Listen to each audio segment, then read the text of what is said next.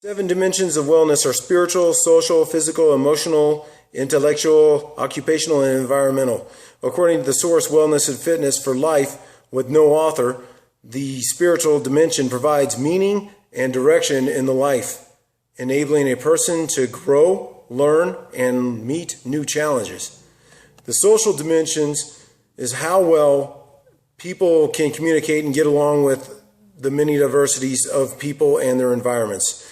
The physical dimensions is knowing what to do that is right and avoiding problems in the environment by being active in duties, exercise, and weightlifting for keeping health and habits at an optimum lifestyle. Emotional is knowing how a person can control their actions and abilities even in the moment of stressing situations to avoid setbacks or problems by other people. The intellectual dimension means to gear oneself into challenges that can lead to learning new things and developmental plans. Such a challenge can increase a human's self-efficacy.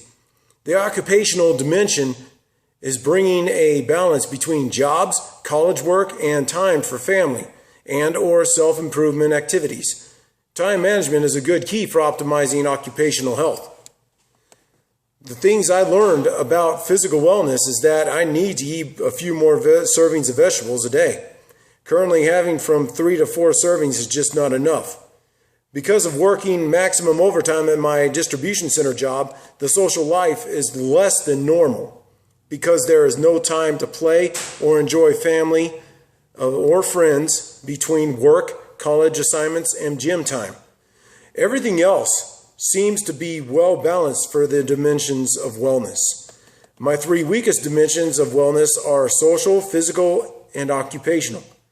Social for having time to communicate and enjoy life, physical for requiring more vegetables for the health of personal well-being and preventative measures for the body and mind. Occupational is lacking even with the good time management, bringing balance among the work area, college assignments, and gym time for keeping healthy is leaving no time for breathing or leisure activities with any friends to enjoy life away from scheduled activities. The lifestyles that lead to these weaknesses are the maximum mandatory overtime at the job site where they have the incentive plan called work or get fired.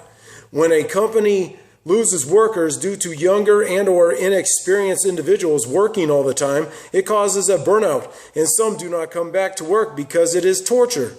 And it can be a benefit to others who like to work to try and increase their better lifestyles in the future. My 3 strongest dimensions of wellness are spiritual, environmental, and intellectual.